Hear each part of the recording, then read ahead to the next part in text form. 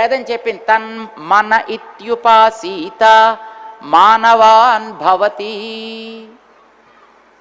అయితే దీన్ని ఇంకొంచెం మనుషులం కదా, ఈవేళ ఉన్న స్థాయి కంటే రేపు కొంచెం పైకి వెళ్ళాలని అనుకుంటామా అనుకోమా?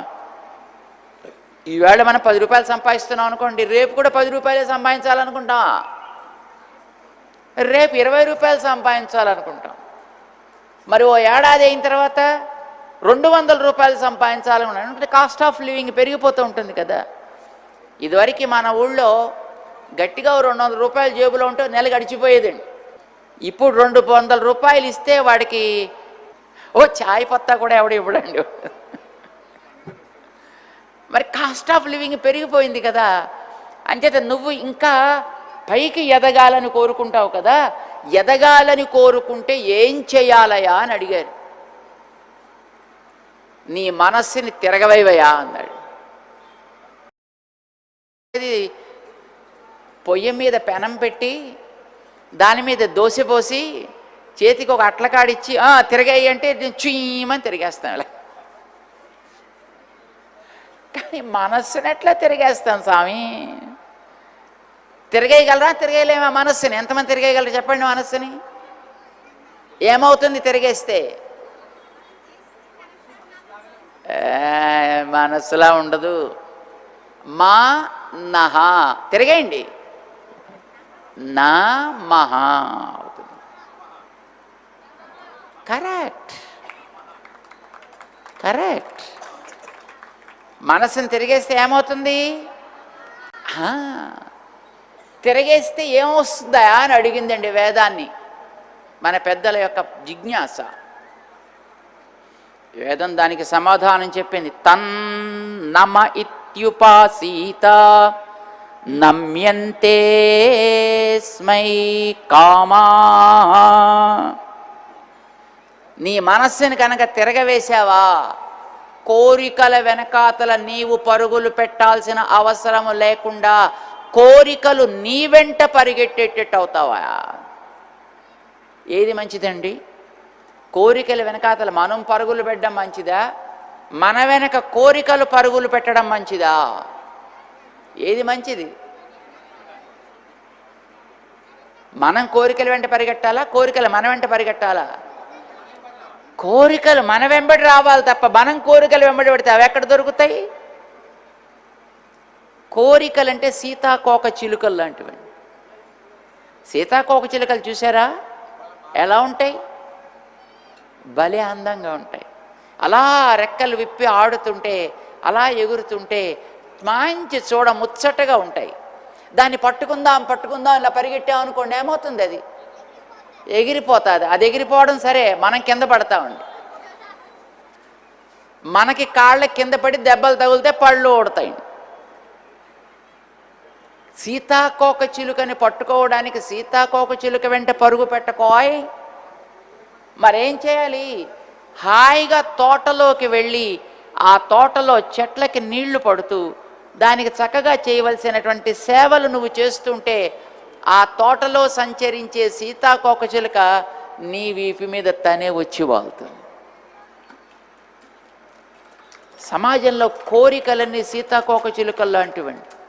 వాటి వెనక పరుగులు పెట్టడం మనం ప్రారంభించామంటే మన పని అయినట్టే. కోరికలు వెంట పరిగెట్టకు. ఆ కోరికలని కోరే మనస్సుని తరగవేయడం నేర్చుకో. తన్నమ ఇత్యుపాసీత. నువ్వు మనస్సుని తిరిగేసావా, బస్ ఇక కోరికల కోసం నువ్వు చూడక్కర్లే, అవి నీ చుట్టూ తిరగడం ప్రారంభిస్తాయి. ఏయ్ నన్ను తీసుకో, నన్ను తీసుకో, నన్ను తీసుకో. యమధర్మరాజు అని ఆయన ఉండేవాడండి. ఉన్నాడు, ఇప్పుడు ఉన్నాడు అనుకోండి, మనకు అనిపించడు. మనం తీసుకెళ్ళడానికే వస్తాడండి ఆయన. ఆ యమధర్మరాజు నచికేతస్ అని ఓ పిల్లవాడితోటి మాట్లాడుతూ ఆ పిల్లాడితో చెప్తాడు, నచికేతస్ ఏమిటా ఏంటి శరీరం పోయిన తర్వాత ఈ జీవుడనేవాడు ఉంటాడా పోతాడా? ఇదేం ప్రశ్నయా? నీకేం కోరుకోవడం చేత కదా? కామానాంత్వా కామభాజం కరోమి. చెప్పు, నీకు అలా చేయమంటావా? నిన్ను కోరికల వెంట పరుగులు పెట్టక్కర్లేకుండా కోరికలు నీ వెంట పరిగేటట్టు చేస్తా. చేయమంటావా? మరి ఆ కోరిక ఎందుకు కోరావు? ఈవిడ ఆత్మ ఉంటుందా పోతుందా, ఆత్మకి ఏమైనా ఉంటుందా ఉండదా, ఇదెందుక నీకు? చిన్నపిల్లోడివి, ఇది ఎవరో పెద్దోళ్ళు అడగాల్సిన ప్రశ్న, నీలాంటి కుర్రాడు అడగాల్సిన ప్రశ్న కాదోయ్. చాక్లెట్లు ఇమ్మంటావా, ఐస్ క్రీమ్ ఇమ్మంటావా అన్నాడు ఆయన. అంటే నాకు అవేం అక్కర్లేదా? యమధర్మరాజా, నీ దయ కలిగితే కోరికలు అనేవి వాటంతట అవే వస్తాయి కనుక నేనెందుకయ్యా వాటి గురించి పాకులాడడం, నాకు అవసరమే లేదు. నేనేది అడిగానో అదే నాకు కావాలంతే అంటాడు. అది ఒక ఉపనిషత్తు, కఠోపనిషత్తు అని అంటారనమాట. అందులో ఈ మనస్సుని మనం తిరగవేయడం నేర్చుకోవాలి. నమః, నమః అంటే ఎదురైన దానిని అంగీకరించేటటువంటి వినయమును నేర్చుట. మనలో ఇది కావాలి. ఈ సాధారణంగా మనలో ఉండడం కష్టమండి. ఏది కూడా మనకి ఇష్టం లేనిది ఎదురైతే దాన్ని అంగీకరించే ప్రశ్న లేదు. నేను ఎందుకు అంగీకరించాలి? నేనేమో చేశానా? చెయ్యని దాన్ని నన్ను అంటే నేను ఊరుకుంటానా? నువ్వు ఒకటంటే నేను 10 అంటా. ఇలా సిద్ధపడుతూ ఉంటామండి మనుషులం మనం. అనువు కాని చోట అధికులమనరాదు అన్నాడు పాపం మనకి చిన్నప్పుడు ఎప్పుడో నీతి శాస్త్రకారుడు. మనకి ఎదురైన దాన్ని అంగీకరించమన్నారు కదా అని ప్రతివాడి దగ్గర తల ఉంచేసి అయ్యో నీ బాంజన్గాలు మొక్కుదా అనుకో. ఎక్కడ మొక్కాలో అక్కడ మొక్కు. అవసరమైన చోట గట్టిగా నిలబడు. ఆ నిలబడ్డ సన్నివేశం ఒకటి చెప్తా మీకు రామచంద్రుడి గురించి. మిగతాది ఎదురైన దాన్ని ఆయన ఎట్లా అంగీకరించగలిగాడో కూడా మీకు ఒక సన్నివేశం, మీకు ఒక ఉదాహరణ చెప్తా. 2 విషయాలు ఈవేళ మనం జ్ఞాపకం పెట్టుకోవడానికి. అందులో మొట్టమొదట, ఎవడైనా తనని తక్కువ అంచనా వేసి తన మీద ఏదైనా కాస్త రుబాబు చూపిస్తానో అన్నట్టయితే అలాంటి వాడి దగ్గర ఎట్లా పాఠం చెప్పాలో ఇది రామచంద్రుడు మొట్టమొదటి మనిషిగా మనకి తెలియవలసింది ఇది చూపిస్తాడు. సీతమ్మ కోసం రామచంద్రుడు వెతుకుడు ప్రారంభం చేశాడు. అడవిలో తిరుగుతూ ఉండగా శబరి దగ్గరికి వెళ్ళాడు. శబరిని చూసిన తర్వాత సుగ్రీవుడి దగ్గరికి వెళ్ళమని గైడెన్స్ ఇచ్చారు. సుగ్రీవుడి దగ్గరికి వెళ్ళాడు. సుగ్రీవుడితోటి స్నేహం చేసుకున్నాడు ఆయన. మనిద్దరం కూడా ఇహ నుంచి ఫ్రెండ్స్. ఒకడి సుఖదుఖాలు మరొకడివి. ఇద్దరం అట్లాగా పంచుకొని మనం ముందుకి సాగుదాం. నా కష్టాలు నువ్వు తీర్చు, నీ కష్టాలు నేను తీరుస్తా, మన ఇద్దరం కలిసి పనిచేద్దాం. ఓకే అంటే ఓకే అనుకున్నారు. అయిపోయాయి. కొంచెం ముందుకు వెళ్ళిన తర్వాత సముద్ర తీరాన్ని దగ్గరికి వెళ్ళాలి. హనుమంతుడు లంకా నగరానికి వెళ్ళి సీతమ్మని చూసి అక్కడ చేయాల్సిన 4 పనులు ఏవో చక్కబెట్టి అక్కడి నుంచి వెనక్కి తిరిగి వచ్చి రామచంద్రుడి దగ్గర సీతా సమాచారాన్ని అందజేశాడు. సరే ఇక ఏం చేద్దాము అడిగాడు సుగ్రీవుణ్ణి. బయలుదేరదాం వెంటనే లంకా నగరానికి అని యాత్ర బయలుదేరింది. సముద్రం దాకా వచ్చారండి. అక్కడ పెద్ద సముద్రం. హనుమంతుడంటే ఆయనకి అష్టసిద్ధి నవనిధికే దాత అంటూ హనుమంతుడు అష్టసిద్ధులు ఉన్నవాడు కనుక ఆయన రైమని ఆకాశంలోకి ఎగిరిపోయాడు ఆయన. మరి మిగతా వాళ్ళంతా ఎలా ఎగురుతారు? ఎలా వెళ్ళాలి సముద్రం దాటి? పోనీ అప్పుడు అక్కడేమో ఓడలు గట్రా లేవాయే, పడవలు కూడా లేవాయే, ఎట్లా దాటాలి అని పాపం వాళ్ళందరూ కూర్చుని ఆలోచిస్తున్నారు. ఈ సముద్ర తీరంలో వీళ్ళు ఆలోచించే టైంలో అటుపక్క నుంచి విభీషణుడు అని ఒక మహానుభావుడు ఉన్నాడండి. ఎవడైనా రావణాసురుడి తమ్ముడు, కానీ చాలా మంచోడు. వాళ్ళ వంశంలో పుట్టాల్సిన వాడు కాదైన. ఈ మాట వాళ్ళ చెల్లెలే చెప్పేసిందండి. వాళ్ళ చెల్లెల్ని మొట్టమొదటి శూర్పణఖ అని ఆవిడికి పేరండి. ఆవిడ రామచంద్రుడిని చూసింది.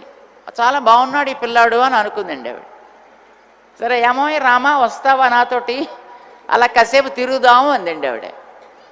అంటే సరే ఇంతకు నువ్వెవరో అని అడిగాడు ఆయన. అరే నేను తెలీదా అని. అయ్యో, సరే నేనెవరో చెప్తా విను. రావణాసురుడని ఓ పెద్ద ఆయన ఉన్నాడు, ఎప్పుడైనా విన్నావా అంటే లేదన్న. అవ్వా, రావణాసురుడు తెలీదా? ఏందా రావణాసురుడని మా పెద్ద బ్రదర్.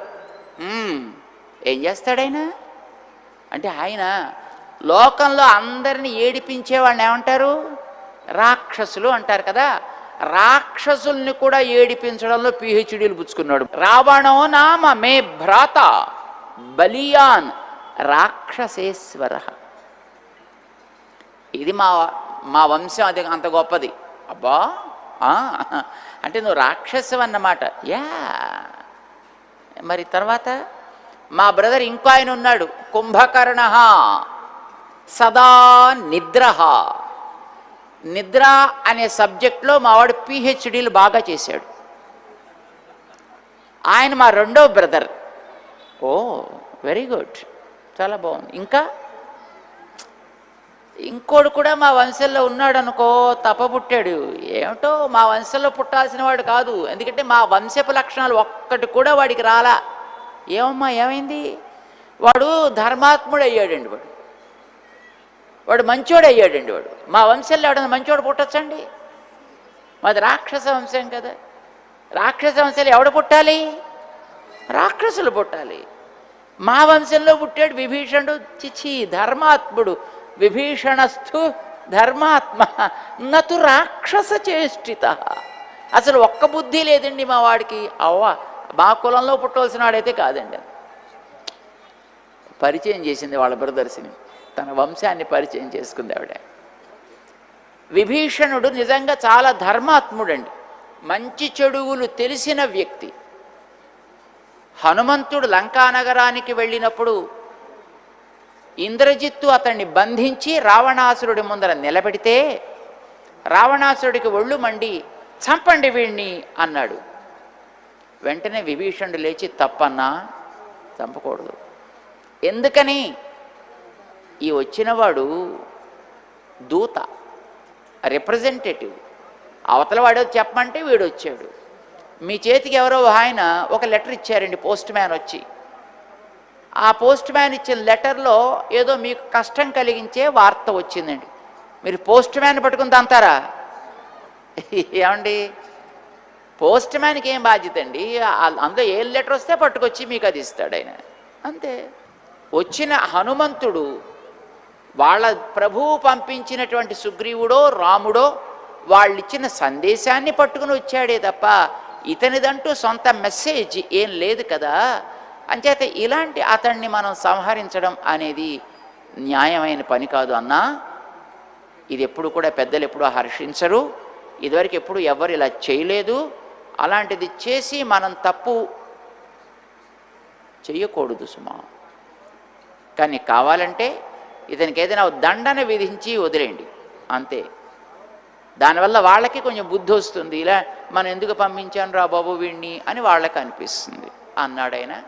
సరే, అయిపోయి. అది అయిపోయిన తర్వాత విభీషణుడు రావణాసుడికి చాలాసార్లు హితం చెప్పాడు. అన్నా, నువ్వు చేసే పని మంచిది కాదా? రాముడి కుటుంబంతో సుఖంగా ఉండని, నువ్వు నీ కుటుంబంతో సుఖంగా ఉండు. నువ్వు నీ కుటుంబంతో సుఖంగా ఉండాలంటే రాముడి కుటుంబంతో సుఖంగా ఉండనిచ్చినప్పుడే నువ్వు సుఖంగా ఉండగలుగుతావు. అదర్వైజ్ నువ్వు కూడా ఉండలేవు సుమా. మనకి భారతం ఒక సూక్తి చెప్పిందండి, ఎదటవాడు నీ విషయంలో ఎట్లా ప్రవర్తించాలి అని నువ్వు అనుకుంటావో నువ్వు ఎదటివాడి విషయంలో కూడా అట్లానే ప్రవర్తించవా. వాడు నిన్ను తిట్టద్దు అని అనుకుంటావు, నువ్వు ఎదటివాడిని తిట్టకు. వాడు నీకు అనుకూలంగా ఉండాలను, నువ్వు ఎదటివాడికి అనుకూలంగా ఉండు. ఎదటివాడు నిన్ను ఎట్లా గౌరవించాలని అనుకుంటావో నువ్వు ఎదటివాడితోటి అట్లా ఉండేట్టు ప్రవర్తించవయా అని మనకు ఒక సూక్తి చెప్తారు. ఈ విషయం విభీషణుడు చెప్పాడు రావణాసురుడితోటి, కానీ వాడికి బుర్రకెక్కల. ఎక్కకపోలేదు సరికదా. విభీషణుడిని పట్టుకుని వాళ్ళ కొడుకు ఇంద్రజిత్ అని చిన్న పిల్లాడు వాడు, ఇంకా అప్పుడే, ఏయ్ బాబాయ్ రావణాసురుడు మా నాన్న చాలా గొప్పవాడైతే అతడికి శక్తి చాలదు, రాముడు వస్తే మనకేదో అయిపోతుంది, నష్టం వచ్చేస్తుందని ఇలా భయపడతావా? మా వంశంలో ఉండేటటువంటి వాళ్ళకి ఇలాగనా చెప్పడం నువ్వు? మా వంశంలో నువ్వు తప్ప పుట్టావు అన్నాడండి ఆయన విభీషణుడిని పట్టుకుని. చిన్న పిల్లాడు సభలో పెద్దవాళ్ళని అలా అనొచ్చండి? సభకంటూ ఒక మర్యాద ఉంటుంది కదా. ఆ మాత్రపు మర్యాద పాటించకపోతే ఆ పిల్లాడిని పిలిచి రావణాసురుడు, ఏ ఇంద్రజిత్ తప్పు, అలా మాట్లాడకూడదు, కూర్చో అనాలి కదండి. అనలా, భేష్ బాగా చెప్పావా అన్నాడండి. దాంతో పాపం విభీషణుడికి బాధేసింది. అన్నా, నేను నాకేదో లాభం కావాలని చేయటంలే, నాకు నష్టం వచ్చేది ఏం లేదు, కానీ లంకా నగరం నాశనం అయిపోతుంది, అందుకోసమని నేను ఇక్కడ నీ దగ్గర ఉండదలుచుకోలేదు. నువ్వు సుఖపడాలని అనుకుంటున్నావు కదా, నువ్వు సుఖపడు, నేను ఇక్కడి నుంచి వెళ్ళిపోతున్నా అని చతుర్భిస్సహ రాక్షసై ఖస్త ఏవ వ్యతిష్ఠత. అప్పుడే ఒక్కసారి వెళ్ళిపోయి ఆకాశంలోంచి రాముడు ఉండే చోటుకు వచ్చాడండి. రాముణ్ణి శరణాగతి చేశాడు. రామా, నా ప్రాణం, నా జీవితం, నా ధనం, నా బంధువులు అందరినీ మొత్తం నీ పాదాల దగ్గర పెట్టేస్తున్నా నేను. త్యక్త్వా పుత్రాంశ్చ దారాంశ్చ త్వమేవ శరణం గతః. ఈ మాట చెప్పాడు ఆయన. సరే, తను సుగ్రీవుణ్ణి తనకి గార్డియన్గా అనుకున్నాడండి రామచంద్రుడు. అంటే తన బాగోగులు చూసే వ్యక్తిగా భావించాడు రాముడు. మరి ఇద్దరి కష్టసుఖాలు ఒకటంటే మనస్సు విప్పి ఎదటివాడితో మాట్లాడుకోవాలి కదండి. అంత ఫ్రీడమ్ ఇచ్చాడు సుగ్రీవుడికి రామచంద్రుడు. అంచేత సుగ్రీవుణ్ణి కూడా అడిగి వాడి కన్సెంట్ కూడా తీసుకుని అప్పుడు విభీషణుణ్ణి మన వాళ్ళతో పాటు చేర్చుకుందాము అని అనుకుని వెంటనే సుగ్రీవుణ్ణి పిలిచి, అమ్మా సుగ్రీవా, మరి విభీషణుడు వచ్చాడు కదా, అడుగుతున్నాడు అని నువ్వే కదా చెప్పావు, మరి విభీషణుణ్ణి మన వాళ్ళతో పాటు తీర్చేసుకుందామా అంటే సుగ్రీవుడు అన్నాడు, చూడు రామా, ఇది టైం కాదా, విభీషణుడు లాంటి వాళ్ళని ఇలాంటి టైంలో మనం చేర్చుకోకూడదు. ఇలాగ పార్టీలు ఫిరాయించేవాడు రేపొద్దున మన పార్టీలోంచి మాత్రం ఫిరాయించడనే గ్యారంటీ ఏముంటుందా? ఒకసారి ఒకటి మార్చడం అలవాటైన వాడికి ఎన్నైనా మార్చచ్చు కదండి. అంచేత ఇప్పుడు వాడిని మనం అంగీకరించనే వద్దు. ఎవడు అంగీకరించలేదండి. విభీషణుడిని మన సైన్యంలోకి తీసుకోవద్దు. వాడు మనతో పాటు చేరిన తర్వాత వెనకపోటు పొడిస్తే మళ్ళీ మనం ఏం చేస్తాం కనుక మనకేం తెలుస్తుంది? పైగా మనతో ఉండేవాళ్ళంతా కోతులాయే, పెద్ద డిసిప్లిన్డ్ ఆర్మీ కూడా కాదు మన వెనకాతల, క్రమశిక్షణ కలిగిన కార్యకర్తలు అంతకంటే కాదు. ఇలాంటి వాళ్ళతో పాటు వాడిని చేర్చుకుంటే మనకి ప్రమాదమయా? వద్దన్నాడండి. మరి ఇప్పుడు ఏం చేయాలండి? ఆయన తనకి గార్డియన్ అని అనుకున్నాడు ఆయన. అలాంటి సుగ్రీవుడు వద్దన్నాడు. ఇప్పుడు విభీషణుడిని తీసుకోవాలా వద్దా? మిగతా ఉండే వాళ్ళందరినీ కూడా అడిగాడండి. పాపం ఎవ్వడూ అంగీకరించలేదు. కానీ చిట్ట చివర ఆంజనేయ స్వామి ఉన్నాడండి. ఏమో ఆంజనేయ, నీ ఒపీనియన్ ఏమిటో చెప్పవాయ్ అని అడిగాడు. అంటే లేచి నమస్కారం పెట్టి, నేను పెద్దోడినేం కాదు, ఇక్కడ ఉండేవాళ్ళంతా పెద్దలు, నేను అందరిలోకి చిన్నవాడిని, చేత నేనేమైనా చెబితే పెద్దల మనస్సుకి కష్టం కలగచ్చు, కానీ నువ్వు చెప్పు అని అడిగిన తర్వాత చెప్పకపోతే నిన్ను అవమానించినట్టు అవుతుంది. అందుచేత రామా, నువ్వు చెప్పమని అడుగుతున్నావు కనుక నీ మీద గౌరవంతో, పెద్దల మీద ఉండేటటువంటి అభిమానంతో నాకు తోచినటువంటి ఒక్క చిన్న మాట కూడా నేను చెప్తా అన్నాడు. Okay, go head. ఎవడైనా సరే నీవే తప్ప నితఃపరంబెరుగా అని వచ్చి కాళ్ళ మీద పడితే అలాంటి వాడు శత్రువైనా సరే యోగ్యుడైనటువంటి వ్యక్తి వాడిని అంగీకరించి తీరవలే. అలాంటి వాడిని మనం దండించకూడదు, వద్దు అని పంపించేయకూడదు. ఇప్పుడు విభీషణుడు తన రాజ్యాన్ని వదిలిపెట్టి, తన సుఖాన్ని వదిలిపెట్టి, తన సంపదల్ని వదిలిపెట్టి వచ్చి ఇప్పుడు నీవే శరణు, రాఘవం శరణం గతః అని అంటున్నాడు ఆయన. అలా అంటున్నాడు కనుక అతన్ని అంగీకరించడం మంచిదని నాకు అనిపిస్తోంది. ఆ తర్వాత నీకు ఏది నచ్చితే అది చేయవా అని కూర్చున్నాడండి.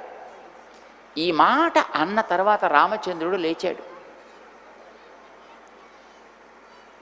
హనుమ చెప్పిన మాట, వచ్చి నీ పాదాల మీద పడ్డాడు కనుక రక్షించవచ్చు అని అన్నాడు. చూసారు, ఈ కనుక రక్షించవచ్చు అనే మాట తప్పు, ఆ క్లాజ్ తప్పు అన్నాడు. అసలు ఎవడైనా ఆర్తుడైతే అలాంటి వాడిని కాపాడి తీయడం మన బాధ్యత. నేను కథ చెప్తా, రాముడు చెప్పిన కథ అండి ఇది, మనందరికీ వచ్చును.